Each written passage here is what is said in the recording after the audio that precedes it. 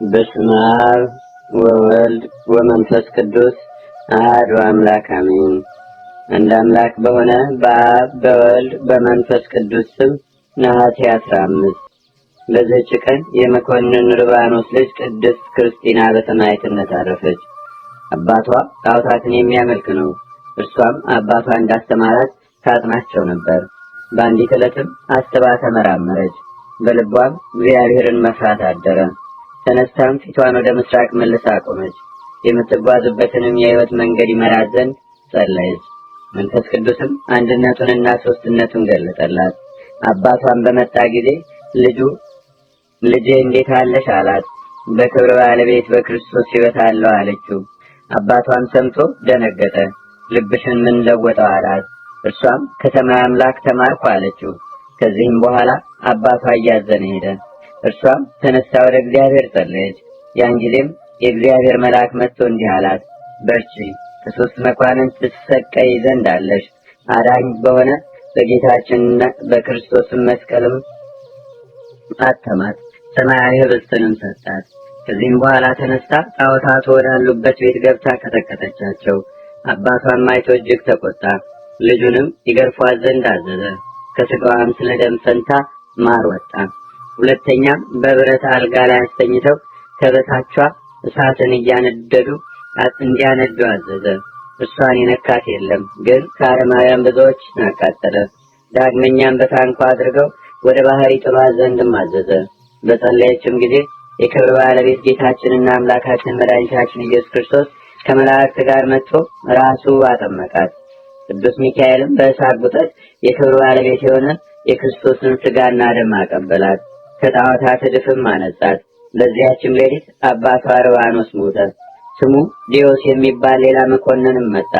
ቅድስት ክርስቲናን አምጥተው ራቁቷን ሰቅለው ከበታቿ እሳትን እንዲያነዱም አዘዘ። ሴቶችም ራቁትነቷን አይተው መኮንኑን ረገሙት። እነሱንም በሰይፍ አስቆረጣቸው። እርሷን ግን ምንም አልነካትም። ሕዝቡም ይህን ተአምር አይተው የክብር ባለቤት በሆነ በጌታችንና በአምላካችን በመድኃኒታችን በኢየሱስ ክርስቶስ 30,012 ሰዎች አምነው በሰማዕትነት አረፉ። ከሃዲው መኮንን ድዲዮስም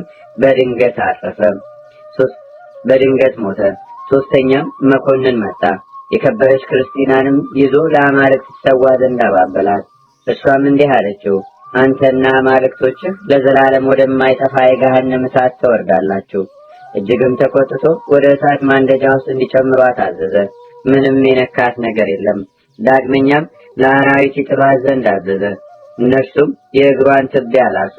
እባቦችንም የሚያጠምደውን ነከሱትና ወዲያውኑ ሞተ። ሁለተኛም ምላሷንና ጡቶቿን ቆረጡ። የምላሷንም ቁራጭ አንስታ ከመኮንኑ ዓይኖች ላይ ጣለችውና ዓይኖቹን አሳወረችው። ቁጣውንም ተመልቶ ለእባቦች እንዲጥሏት አዘዘ። አንዲቷን እባብ ልቧን ነደፈቻት፣ አንዲቱ ደግሞ ጎኗን፣ እንዲሁም የምስክርነቷን ተጋድሏ በዚህ ፈጸመች። ነፍሷንም አሳልፋ የድል አክሊልን ተቀዳጀች። እግዚአብሔር ምስጋና ይሁን፣ እኛንም በጸሎቷ ይማረን፣ በረከቷን በአገራችን በኢትዮጵያ በሕዝበ ክርስቲያኑ ሁሉ ላይ ለዘላለሙ አድሮ ይኑር አሜን። ሰላም ለክርስቲና ዘአጥመቃ እግዚአብሔር ወታበያ መልአኩ ሚካኤል ክቡር ለዛቲ ቅድስት ወንጽሕት እምነው እምነ ሥጋሃ ቅሱ ዘማት ያማር ጉሬም ጌጋይ መሪር። በዚህችም ቀን የአንድ ክርስቲያናዊ ባለጸጋ ሰው ልጅ ቅድስት እንባ መሪና አረፈች። የዚችም ቅድስት የእናቷ ስም ማርያም ይባላል። ሕፃንም ሁና ሳለች እናቷ ሞተች። አባቷም አድጋ አካለ መጠን እስከምትደርስ መልካም ትምህርትን እያስተማረ አሳደጋት። አባቷም እርሷን አጋብቶ እርሱ ወደ አንድ ገዳም ሄዶ ይመነኩስ ዘንድ ወደደ። እርሷም አባቷን የአንተን ነፍስ አድነህ የኔን ነፍስ ታጠፋለህን አለችው። እርሱም ስለ አንቺ እንዴት አደርጋለሁ? ከገዳም ውስጥ ሴትን አይቀበሉምና አላት። እርሷም እንዲህ አለችው፣ አባቴ ሆይ የሴቶችን ልብስ ከላይ አስወግደህ የወንዶችን ልብስ አልብሰኝና ካንተ ጋር ውሰደኝ። የልቧንም ጽናት አይቶ የወንድ ልብስ አልብሶ ከእርሱ ጋር ወሰዳት። የቀድሞ ስሟ መሪና ነበረ። እርሱ ግን ስሟን ለውጦ እንባ መሪና ብሎ ጠራት። ገንዘቡንም ሁሉ ለድሆችና ለጦም አዳሪዎች በተነ። ልጁንም በወንድ ስም እየጠራ ከእርሱ ጋር ወሰዳት። ወደ አንድ የመነኮሳት ገዳምም ደርሰው በዚያ እየተጋደሉ ኖሮ ከዚህም በኋላ አባቷ ታመመ። ለሞትም በቀረበ ጊዜ አበምኔቱን ጠርቶ እርሷን ልጁን አደራ ሰጠው። ስለ ገዳም አገልግሎትም ከገዳም እንዳትወጣ ከዚያም በኋላ አረፈና ቀበሩት። የከበረችን በአመሪናም ከአባቷ ተለይታ ብቻዋን ቀረች። በጾም በጸሎት በስግደት ከቀድሞዋ እጥፍ አድርጋ ተጋድሎን ጀመረች። ከዚህም በኋላ የገዳሙ መነኮሳት ይህ ወጣት መነኮስ ከኛ ጋር ለገዳሙ አገልግሎት ለምን አይወጣም ብለው ተቃወሟት። እንዲሁም አበምኔቱን ባስጨነቁት ጊዜ ከእርሳቸው ጋር ሰደዳት።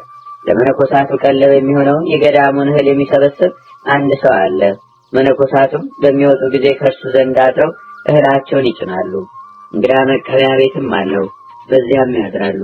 በዚያችም ዕለት ከጎረቤቱ አንድ ጎልማሳ ሰው መጥቶ በዚህ ሰው ቤት አድሮ የልጁን ድንግልና አጠፋ። እንዲህም አላት፣ አባትሽ ማን ደፈረሽ ብሎ የጠየቀሽ እንደሆነ አባ እንባ መሪና የሚሉት ወጣት መነኩሴ ደፈረኝ በይው አላት። በጸነሰችም ጊዜ አባቷ አወቀ። ማን የደፈረሽ ብሎ ጠየቃት። እሷም እንዲህ ብላ መለሰችለት፣ አባ እንባ መሪና የሚሉት ወጣት መነኩሴ ደፈረኝ። ያን ጊዜም ተነስቶ ወደዚያ ገዳም ሄዶ መነኮሳቱን ይረግማቸው ጀመረ። አበምኔቱም ሰምቶ ወጣና መነኮሳቱን ለምን ትረግማቸዋለህ? እግዚአብሔርን አትፈራውም? ምን አለው። እሱም በልጁ ላይ የሆነውን ነገረው። እንዲህም አለው፣ አባ እንባ መሪና የሚሉት ወጣት መነኩሴ የልጄን ድንግልና ስለደፈረ ነው አለው። አበምኔቱም በሰማ ጊዜ እውነት መሰለውና እጅግ አዘነ። ሰውየውንም እንዲህ ብሎ ለመነው፣ በአንድ ሰው በደል ንጹሐን የሆኑ መነኮሳትን በሕዝባውያን ፊት አታዋርዳቸው፣ ይህንንም ነገር ሰውር። ከዚህም በኋላ ቅድስት እንባ መሪናን ጠርቶ ይገስጻትና ይረግማት ጀመረ። እርሷም ስለምን እንደሚረግማት አላወቀችም ነበር። ባወቀችም ጊዜ ከእግሩ በታች ወድቃ እኔ ወጣት ነኝና በደሌን ይቅር በለኝ ብላ ለመነችው። እሱም እጅግ ተቆጥቶ ከገዳሙ አባረራት። እሷም ከገዳሙ ውጭ ሆና እየተጋደለች ኖረች። ያችም ልጅ በወለደች ጊዜ የልጅቷ አባት ሕፃኑን አምጥቶ ለቅድስት እንባ መሪና ሰጣት። እሷም እግዚአብሔርን እያመሰገነች ተቀበለችው።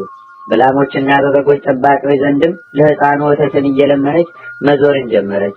እነዚህም አድርጋ ሕፃኑን አሳደገችው። ከ3 ዓመትም በኋላ መነኮሳቱ ተሰብስበው አበምኔቱን ለመኑት፣ አባ እንባ መሪናን ይቅርታ አድርጎለት ወደ ገዳሙ ይመልሰው ዘንድ እርሱም ልመናቸውን ተቀብሎ ከመነኮሳቱ ጋር ቀላቀላት።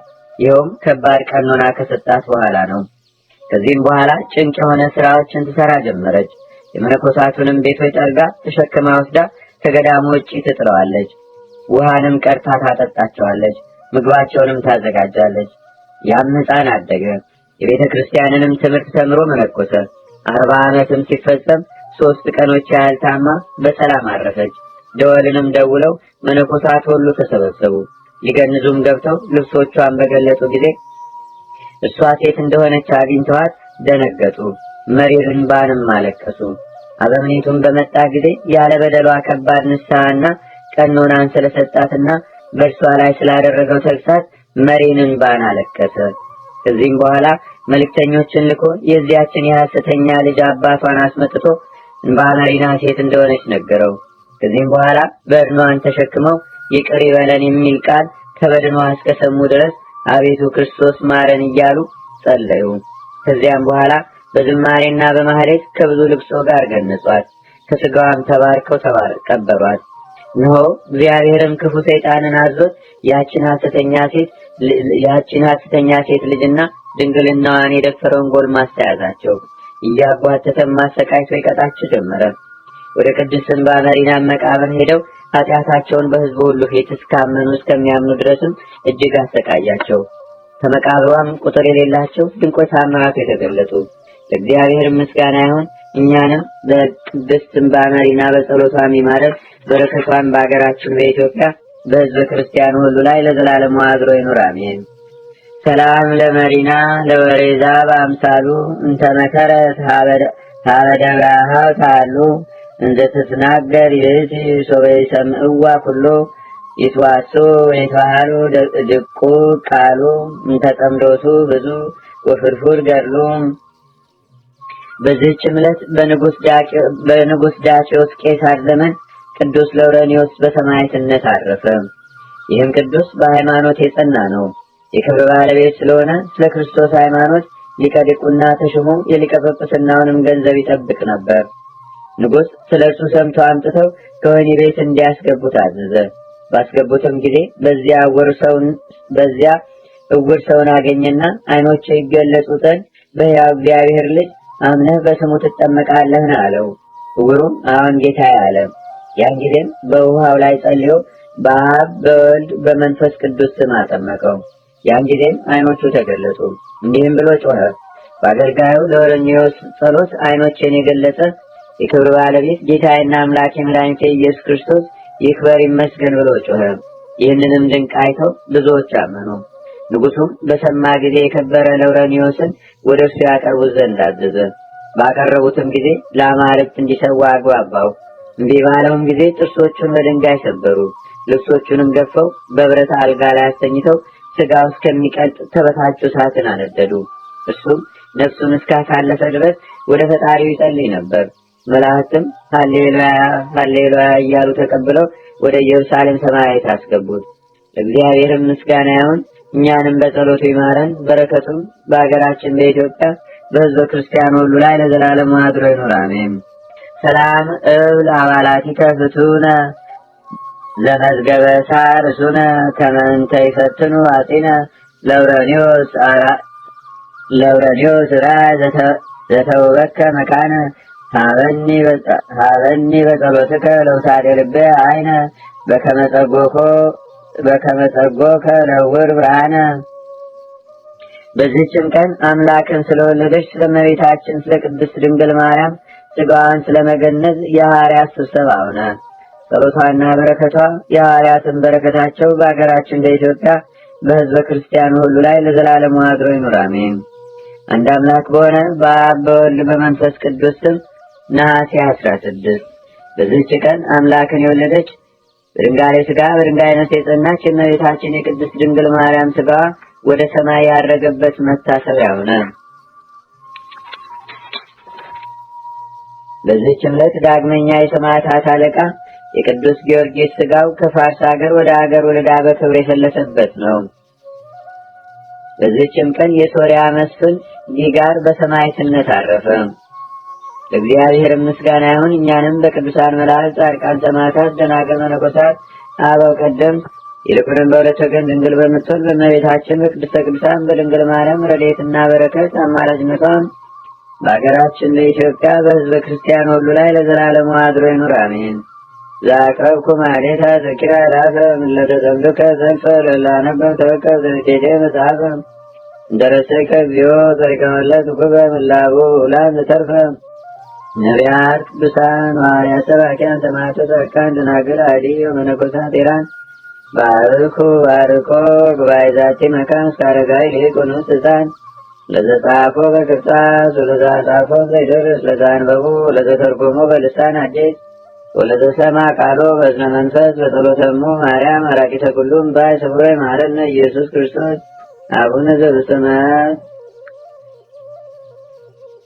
አቡነ ዘበሰማያት ይትቀደስ ስምከ ትምጻእ መንግሥትከ ወይኩን ፈቃድከ በከመ በሰማይ ከማሁ በምድር ሲሳየነ ዘለለ ዕለትነ ሀበነ ዮም ህድግ ለነ አበሳነ ወጌጋየነ ከመ ንሕነኒ ንህድግ ለዘአበሰ ለነ ኢታብአነ እግዚኦ ውስተ መንሱት አላ አድኅነነ ወባልሐነ እምኩሉ እኩይ እስመ ዚአከ ይእቲ መንግሥት ኃይል ወስብሐት ለዓለመ ዓለም።